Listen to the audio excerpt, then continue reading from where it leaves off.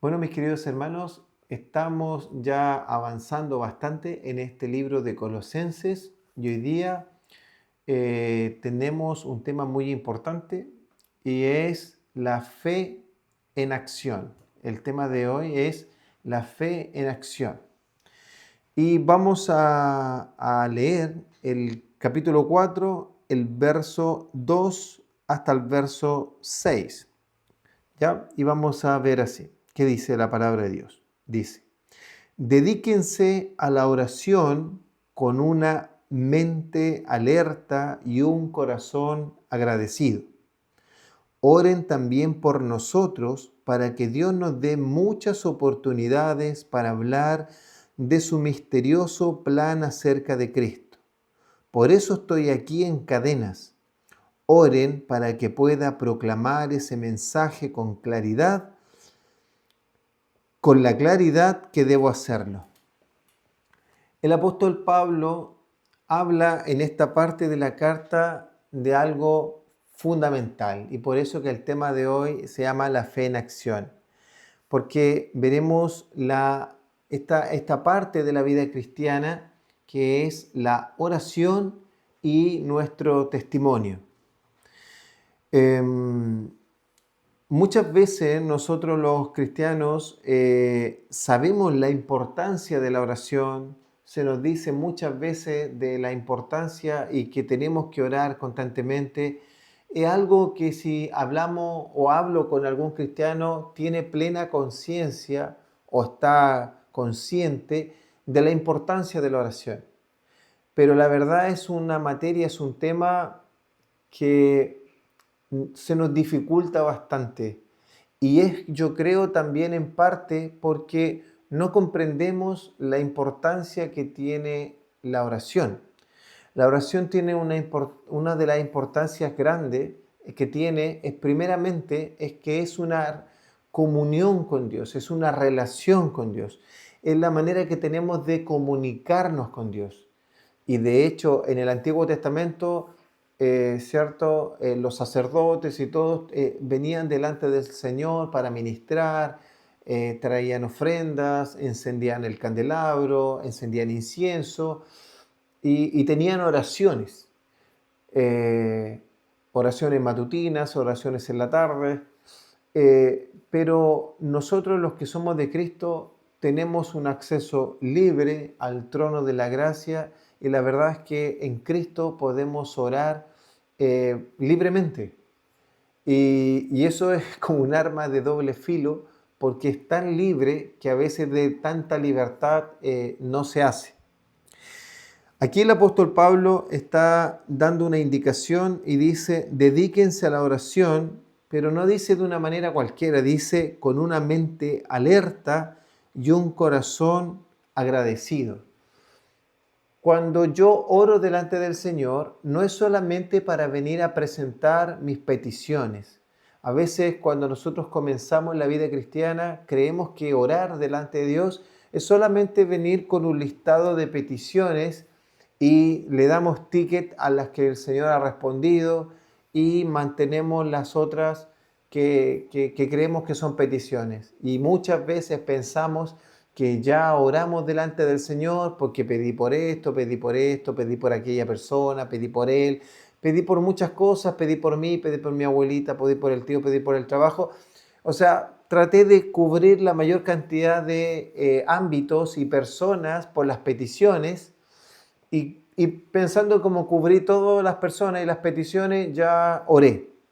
Pero en realidad la oración dista un poco de eso. De hecho, la oración modelo del Padre Nuestro muestra que el Señor dice, Padre nuestro que estás en los cielos, santificado sea tu nombre, venga a nosotros tu reino. En toda esta parte no existe todavía una petición, es solamente un ingreso de adoración, de reconocer que el Padre es santo, de adorarlo, de adorar a Dios, de adorarlo por su magnificencia, por su majestad, por su benevolencia, por su misericordia. Es un momento en el cual nosotros entramos con adoración y también con acción de gracias. ¿Qué significa? Que le damos gracias por todo lo que Él hace por nosotros.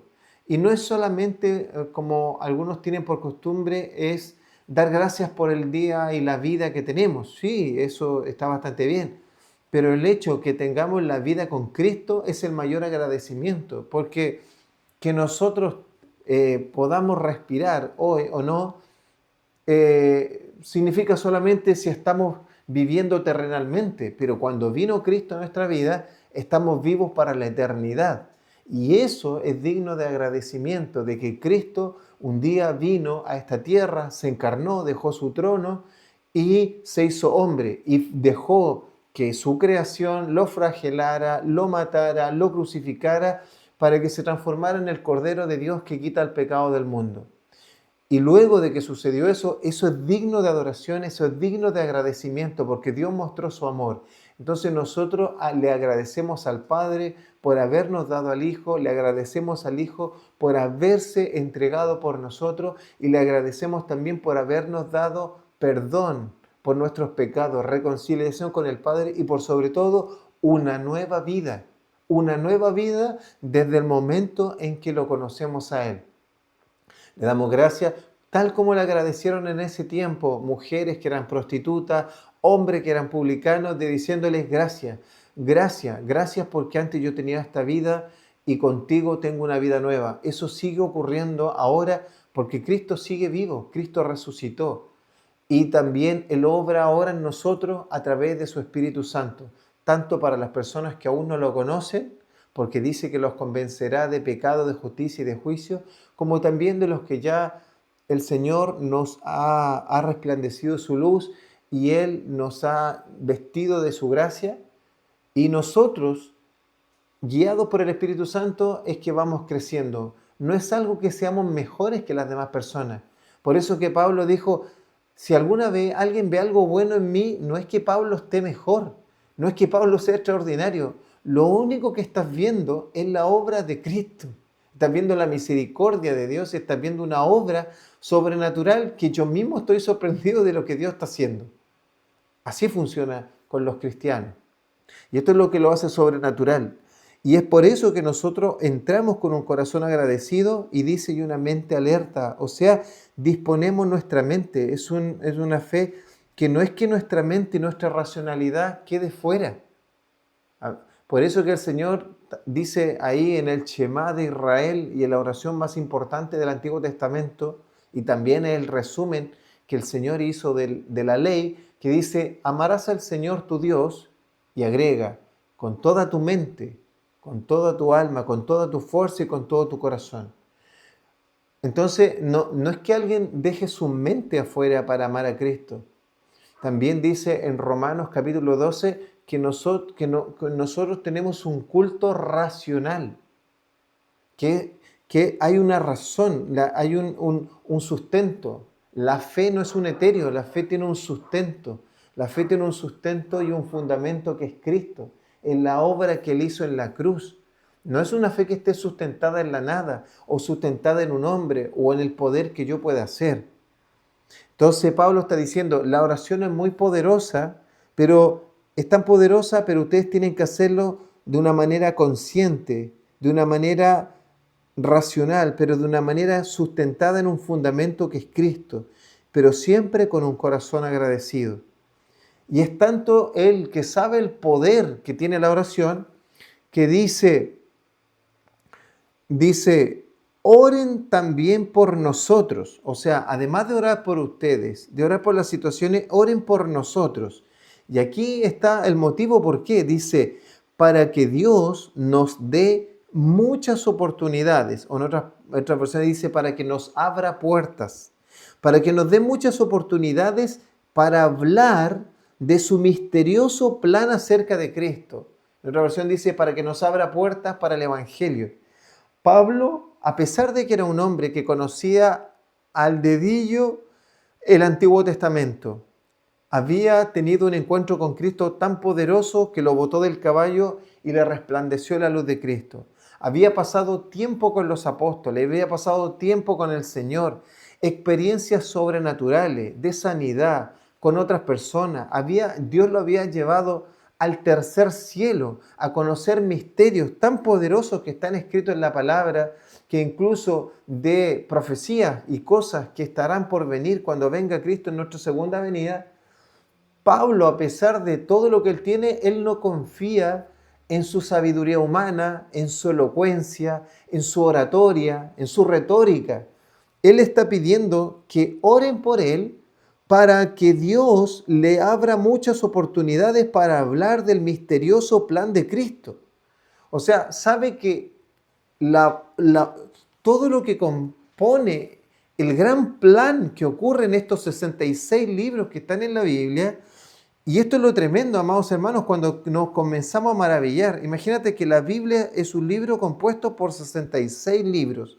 Escrito el último libro hace casi 2000 años. El primero hace prácticamente 3500 años. O sea, un libro escrito por 66 libros, compuesto por 66 libros, escrito por más de 40 autores en un periodo de 1500 años, no se contradice y no escribe una sola cosa: el plan de redención de la humanidad.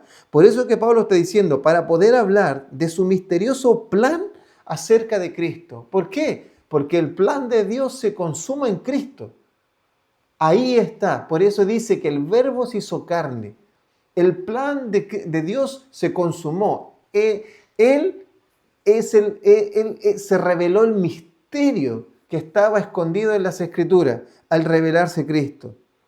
Y eso Pablo está diciendo: por favor, oren por mí, para que cuando yo predique la gente lo comprenda, para que cuando yo predique la gente entienda, para que mi idea no es ganar debate, mi idea no es que me vean el más elocuente, mi idea no es que yo me vea un erudito, no pretendo ganarle a los griegos, a pesar que les voy a ir a predicar, y Dios los llevó incluso al Areópago en Atenas, o sea, el lugar donde estaba la crème de la filosofía en un tiempo helenista, ahí en el siglo I después de Cristo. Y él decía: yo no quiero ir a ganar debates por ir a ganar debates. Yo lo que quiero es que puedan escuchar y que puedan comprender esta obra sobrenatural, este misterio escondido por los siglos de los siglos y ahora que se revela en Cristo. Si yo lo explico humanamente, voy a echarlo a perder. Por favor, oren por mí para que yo pueda hablar de una manera que se entienda, para que Dios use mi boca, para que Dios use mi mente, para que Dios use todo mi ser, para que yo pueda predicar este misterioso plan de Cristo, para que yo pueda predicar el Evangelio. Necesito que oren por mí por dos cosas, dice. Necesito para que se abran puertas, para que yo voy a viajar a Macedonia, yo voy a viajar a Asia Menor, yo voy a viajar, estoy trabajando, estoy juntando dinero, hay ofrenda, pero yo necesito que el Señor me abra las puertas. Yo no voy a ir a predicar donde el Señor no me abra puertas, porque voy a hacer un esfuerzo en vano. Y cuando vaya, necesito que oren también para que yo no eche a perder lo que el Señor quiere hacer en ese lugar, para que yo sea un instrumento. Y no está hablando una persona que es un neófito, un principiante, una persona que desconoce. Estoy hablando de prácticamente un erudito, un teólogo y una persona con una revelación y una fe y una capacidad pastoral extraordinaria. Imagínate todos los libros que ha escrito Pablo y todo lo que el Señor nos ha permitido conocer de él a través de las revelaciones que le entregó a Pablo.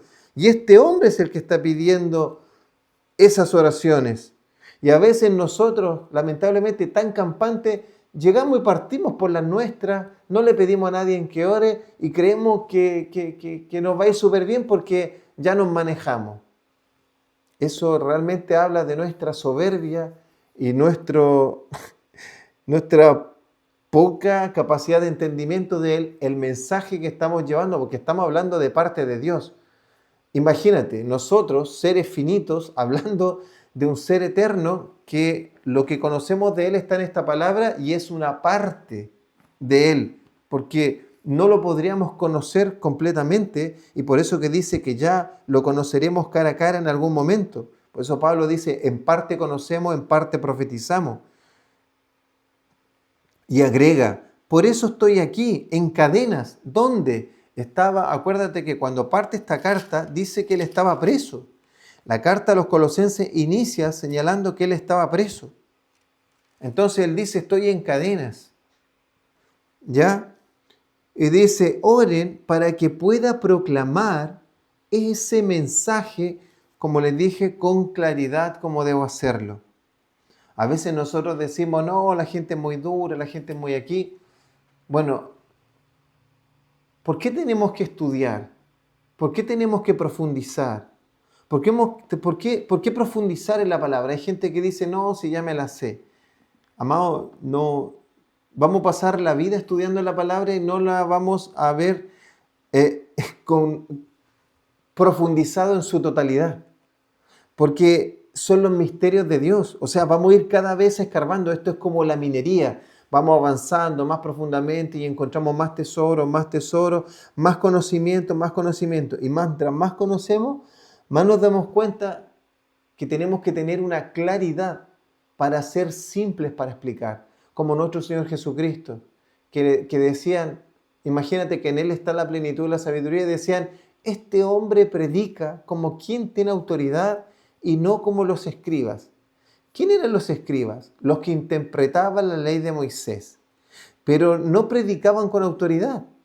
Cristo tenía una manera de predicar de que le podía entender un pecador, un publicano, una persona con mucho conocimiento como los fariseos, una persona sin conocimiento como una persona, un pescador. Era capaz de tener a las multitudes porque era capaz de hacerles llegar el mensaje del Evangelio del reino de Dios de una manera simple, pero también a las otras personas de una manera profunda. Obviamente Él es Dios, Él tiene una sabiduría que nosotros no llegaremos a tener, pero sí podemos orar para que el Señor nos guíe, nos fortalezca y cada vez nos vaya dando claridad para predicar como debemos hacerlo. Tenemos que tomarnos en serio, amados hermanos, la predicación. Tenemos que tomarnos en serio el Evangelio.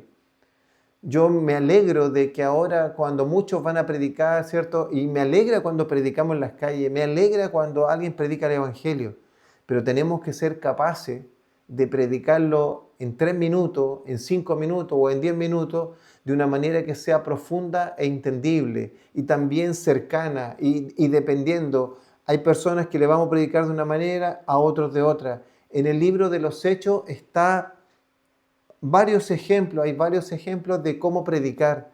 Por ejemplo, voy a nombrarle uno, Felipe, en Hechos capítulo 8, está, permiso, creo que no me acuerdo bien si el capítulo 8 o el capítulo 6 del libro de los Hechos, solamente para no dar una información que no sea certera.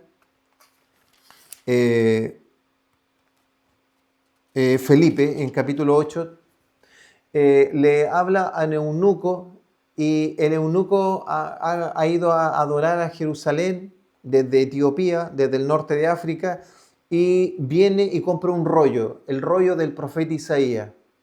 Y el Señor mueve a Felipe para que le predique el Evangelio, se junta al carruaje y escucha que el eunuco va leyendo el libro de Isaías y le dice, ¿entiendes lo que lees? Y él dice, ¿cómo voy a entender si nadie me lo explica? Y dice la palabra que desde ese punto donde estaba leyendo el eunuco, o sea, en un punto cualquiera del libro de Isaías, dice que Felipe, desde donde estaba leyendo el eunuco, comenzó a predicarle el Evangelio de Cristo. Hasta que luego se encontraron en un lugar donde había agua y el eunuco le pregunta si ahora le dice, ¿qué impide que me bautice? ¿Por qué le dice que impide que me bautice? Porque él ya recibió el Evangelio y se arrepintió y lo tuvo en su corazón y ahora quiere él consagrarse a Cristo. Ahora, esto muestra que Felipe estaba preparado porque el libro que estaba leyendo era Isaías, pero desde el punto de la Biblia donde estaba leyendo, ahí entró. Pablo cuando estaba predicando en Atenas, le habló, no les dice, oye, a Felipe le funcionó, así que voy a hablar lo que Felipe dijo ahí en Isaías 53. No, él le empezó a predicar de otra manera. A los griegos le estaba hablando respecto a lo que ellos estaban buscando, a la sabiduría, otros dioses y escuchar cosas nuevas, porque era el tiempo de escuchar cosas nuevas y aprender cosas nuevas. Entonces Pablo dice, del Dios que ustedes no conocen, porque había una estatua que decía al Dios no conocido, Bueno, de ese Dios no conocido vengo a hablar y le comienza a predicar el Evangelio. Y así sucesivamente muchos más ejemplos. Es por eso que necesitamos crecer y profundizar, nosotros orar por nosotros mismos y orar también para que el Evangelio siga avanzando y orar por los que están predicando para que se le abran puertas y lo hagan con responsabilidad y con claridad para que la gente comprenda el Evangelio. ¿Ya? Y luego Pablo ya va cerrando y también habla del testimonio que tenemos que tener los cristianos. Dice en el verso 5 y verso 6, vivan sabiamente entre los que no creen en Cristo y aprovechen al máximo cada oportunidad, que sus conversaciones sean cordiales y agradables, a fin de que ustedes tengan la respuesta adecuada para cada persona. Pablo está diciendo, cada oportunidad que tenemos es para mostrar la verdad de Cristo, es para que la gente pueda recibir esta verdad. El Señor Jesucristo ocupó todas las instancias que tuvo para entregar el mensaje del reino y de su evangelio. El apóstol Pablo, estando inclusive en la cárcel, ocupó todos los medios, los mensajeros, los escritos y todo lo que pudo en una cárcel romana, que les aseguro que era mucho más compleja que las cárceles de ahora. Ocupó todos los medios necesarios para hacer llegar el evangelio a las personas, incluso mientras estuvo preso. Por eso que él con autoridad dice, vivan sabiamente entre los que no creen en Cristo. Vivan sabiamente significa tengan buen testimonio. Y dicen, aprovechen al máximo cada oportunidad. ¿Oportunidad para qué? Para predicarles, para responder preguntas. Hay gente que no le gusta que le hagan preguntas. Hay gente que no le gusta que alguien tenga dudas. ¿Saben que la mejor manera que una persona está demostrando interés es porque tiene una duda? Cuando alguien te dice, ¿me podrías explicar esto porque no lo entiendo? O sabéis que tengo una duda, ¿por qué Dios dicen que es bueno y muere tanta gente? ¿Por qué dicen que Dios es bueno y pasan cosas malas en el mundo? En vez de nosotros esquivar las preguntas y salirnos por el costado, deberíamos intentar en Dios, y por eso es que necesitamos capacitarnos y pedirle a Dios guía, y por eso tenemos que estudiar, leer libros que nos edifiquen, leer libros de la historia del cristianismo, leer libros de la Biblia, profundizar en comentarios. ¿Qué significa esto? ¿Qué significa esto otro? Ir conociendo más a nuestro Dios, de tal manera de estar preparados para responder las preguntas de las personas que de manera honesta quieren saber o quieren por lo menos entender qué está pasando. ¿Se convertirán? No lo sé, solo Dios sabe. Solo Dios sabe qué pasará en sus corazones. Pero a nosotros lo que nos toca es ser responsable y ser diligente y ser amoroso, dice, para dar una respuesta adecuada a cada persona. En otra versión dice, para dar una respuesta con mansedumbre. O sea, esto no se trata de ganar un debate, esto no se trata de tener la razón, esto se trata de que las personas puedan tener una respuesta adecuada, pero siempre con el enfoque de mostrarles la verdad del Evangelio. Ahora, cada persona tomará su decisión. Nosotros no podemos imponer nada. De hecho, Cristo no nos impuso el Evangelio a nosotros. Dios no nos impuso el Evangelio a ninguno de nosotros. A ninguno de nosotros se nos obligó a ser cristianos. ¿Por qué nosotros tendríamos que obligar a alguien a ser cristiano? Dios convence a las personas de pecado, de justicia y de juicio. Dios se revela a las personas y usa a personas también para traer la predicación.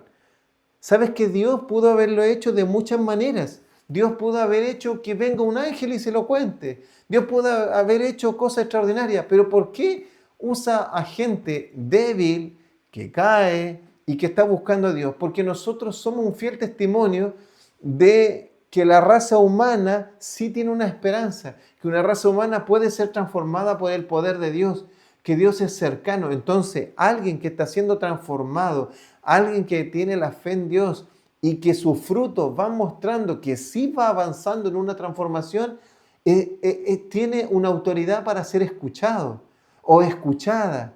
Entonces el Señor lo usa y las personas ponen atención, dicen, esta persona no tiene una vida como el resto. Y no es que sea él un enjuiciador o se crea el que tiene una moral más alta, o el que se crea que lo hace mejor que todos. No, no, lo veo súper humilde, lo veo súper tranquilo. Me gustaría hacer una pregunta. Y ahí es la gran oportunidad para nosotros en humildad dar una respuesta siempre con la intención de responder a su duda, pero tratando de abrirle el camino hacia Dios, que solo Dios podrá hacer. Y por eso Pablo dice, oren por mí porque voy a ir a predicar a las personas. Miren, oren por dos cosas.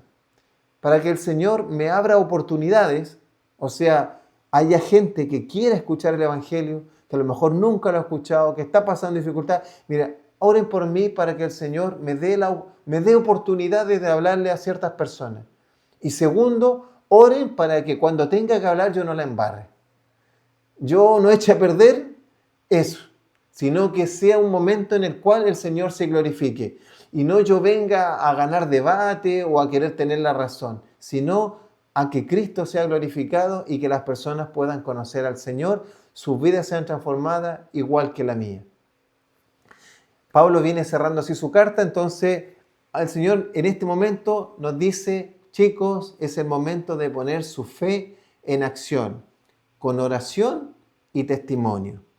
Así que mis amados hermanos, los quiero invitar a que podamos orar para que el Señor nos fortalezca y seamos sal y luz de esta tierra y crezcamos maduramente y podamos ir respondiendo las inquietudes de las personas que con un corazón sincero quieren tener respuesta. Y si no las tenemos, les diremos, mira, voy a orar, voy a investigar, porque ni yo sé por qué el Señor hace eso. Y puede ser, es mejor, hay que ser honestos. Oremos al Señor. Padre, te damos muchas gracias, Señor, por tu amor, por tu misericordia, por tu bondad. Señor, tú eres digno de toda alabanza. Señor, oramos, Padre, para que tú nos uses. Señor, sé que tú estás haciendo una transformación en nosotros. Úsanos, Señor, para tu gloria. Señor, oro para que todos mis hermanos y yo mismo, ábrenos puertas, Señor, para predicar el Evangelio. Dentro de nuestros hogares, fuera de nuestros hogares, en nuestros trabajos, en las universidades, en cada lugar, en cada circunstancia, siempre hay un buen lugar para predicar. A veces queremos buscar la circunstancia perfecta, el lugar perfecto, pero tú eres soberano, Señor, y que sea como tú quieres. Señor, oramos para estar preparados, ser diligentes en el estudio, ser diligentes en la oración, para estar preparados en el momento que tú nos estés llamando para la tarea, en el momento en que requieras que nosotros actuemos como siervos y siervas para llevar tu mensaje, para traer paz, para traer gozo, para traer esperanza y fe a quien lo requiere. Así como Felipe se la trajo a eunuco, así como Pedro se la llevó a Cornelio y así como ha sucedido en la historia de la humanidad. Señor, oro para que, Señor, también nos des la sabiduría para predicar y explicar y hablar de tu evangelio con claridad, para que sea comprensible. Señor, quítanos la niñería y también la inmadurez de solo querer ganar debates o tener la razón. Señor, perdónanos cuando actuamos así. Perdónanos nuestra niñería, Señor, y por favor ayúdanos a madurar, porque lo importante es que conozcan a Cristo y se revele la verdad en sus vidas. Señor, también te pido que nos fortalezcas, Señor, y que todo tiempo sea bueno, que veamos las oportunidades que nos estás dando para predicar el Evangelio. Y por sobre todo, que todo sea con amor y mansedumbre, con el único objetivo que sea glorificado nuestro Señor Jesucristo. Gracias, Señor, te damos en el nombre de Jesús. Amén y amén.